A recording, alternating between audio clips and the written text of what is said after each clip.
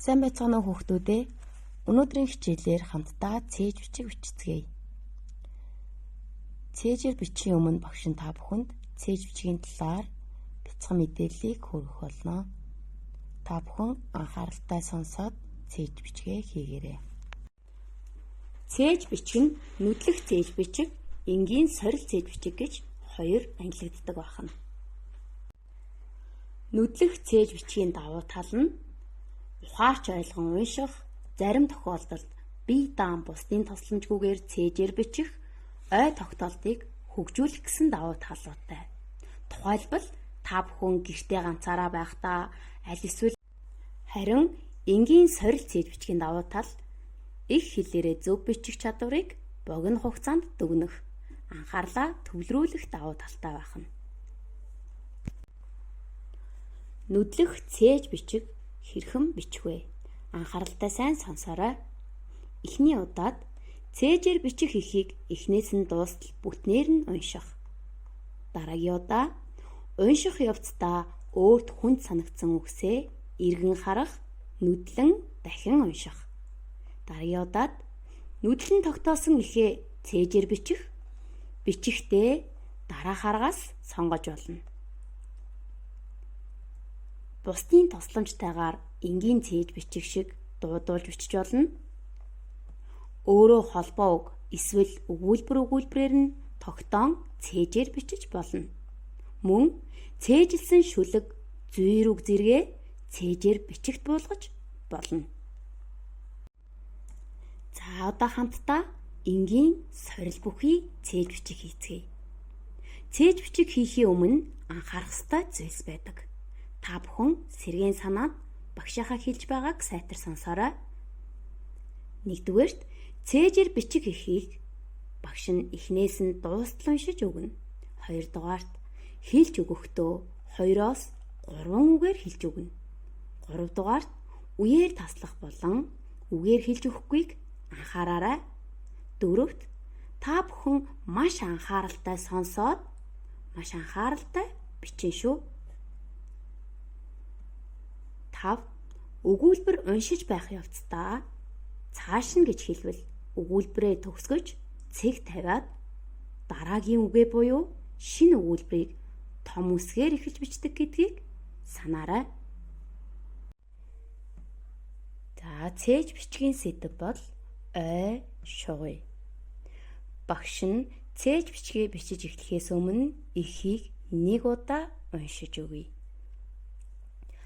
Манай орны хойд хэсэг ой модоор элбэг. Ой мод бол улсын үнэт баялаг юм. Иймд ой модоо галт хуймрээс хамгаалах хэрэгтэй. Ой шугуйд явахдаа төөрхөөс болгоомжил. Модоор сандал, цаас зэрэг маш олон зүйлийг хийдэг. За дэвтэртээ гарч хавчирээ хүүхдүүдээ. Ой шугуй. Гарчиг бичихтээ хаана бичдгийг санаарай.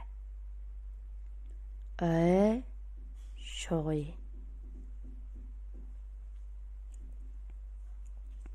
За өгүүлбэр эхлэхдээ шинэ мөрнөөс эхлээд бичээрэй. Манай орны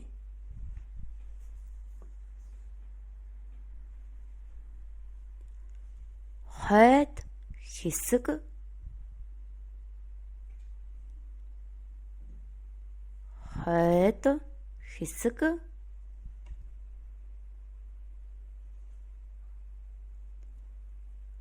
ой модоор элбэг. Ой модоор элбэг. За цааш нь ой мод бол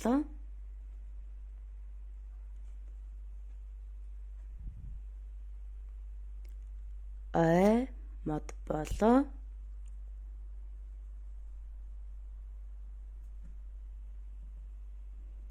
улсын үнэт, улсын үнэт,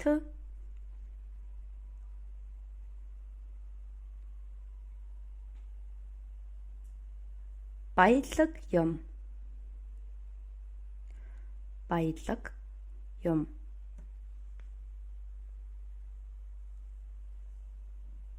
За цааш нь иймд ой модоо, иймд ой модоо,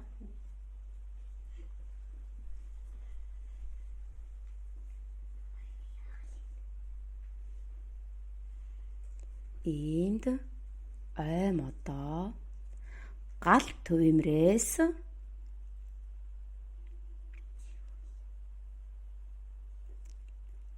гал төвөмрөөс,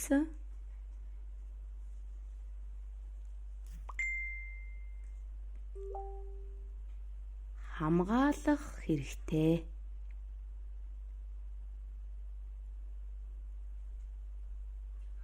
хамгаалах хэрэгтэй.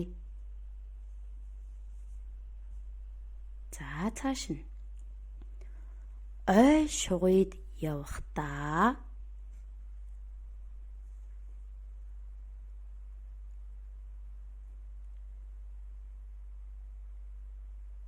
ой шугойд явахдаа,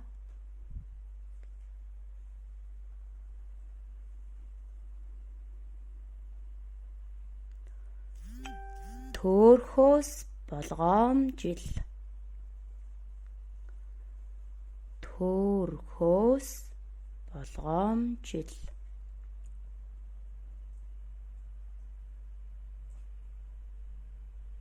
За цааш нь модоор, сандал, цаас,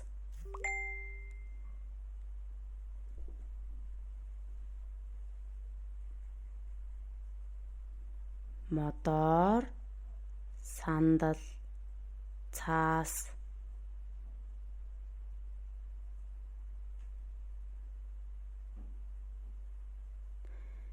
зэрэг маш олон,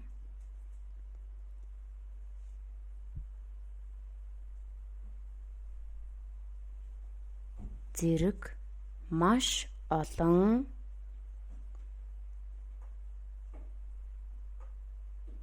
зүйлийг хийдэг, зүйлийг хийдэг. За багш нь ихийг дахиад эхнээс нь уншиж өгье. Та бүхэн үг орхиж бичсэн байвал нөхөж бичиж аваарай. Ой шугуй. Манай орны хойд хэсэг ой модоор элбэг. Ой мод бол улсын үнэт баялаг юм. Иймд ой модоо гал төвөмрөөс хамгаалах хэрэгтэй. Ой шугойд явахдаа төөрхөөс болгоомжил, модоор, сандал, цаас зэрэг маш олон зүйлийг хийдэг. Өөрсдийн бичсэн цээж бичгийнхээ алдаа шалгаарай.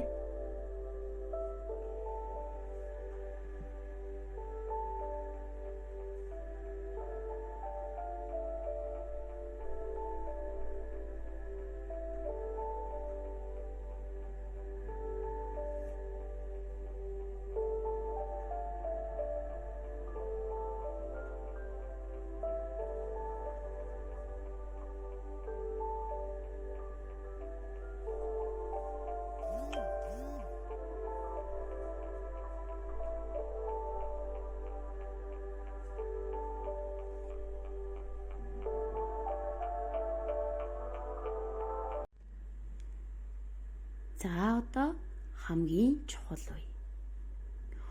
Өөрийнхөө бичсэн эхийг алдаагаа олж харсан бол одоо өөрийгөө үнэлээрэй. Хэрв чи тгээс 2 алдсан бол маш сайн байна гэж өөрийгөө үнэлээд инээж байгаа Исмаил дэвтэр дээрээ зураарай. Хэрв 3-5 алдсан бол сайн байна гэж өөрийгөө үнэлээд бага зэрэг инээмсэглэсэн Исмаил дэвтэртээ зурна. Хэрв 6-аас 8 алдсан бол анхаарах шаардлагатай юм байна гэж өөрийгөө үнэлээд бодлогоширсан Исмаилыг дэвтэртээ зураарай. Хэрв 9 ба түүнээс дээш алдсан бол маш ихээр анхаарах шаардлагатай байна гэж ойлгоод гунигласан Исмаилыг дэвтэртээ зураарай. Хэдэн үг алдсан бэ хүүхдүүдээ?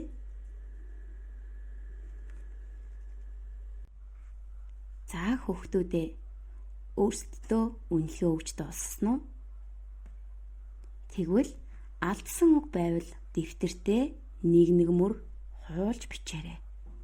Алдсан үгээ яагаад нэг мөр хуулж бичдэг юм болоо?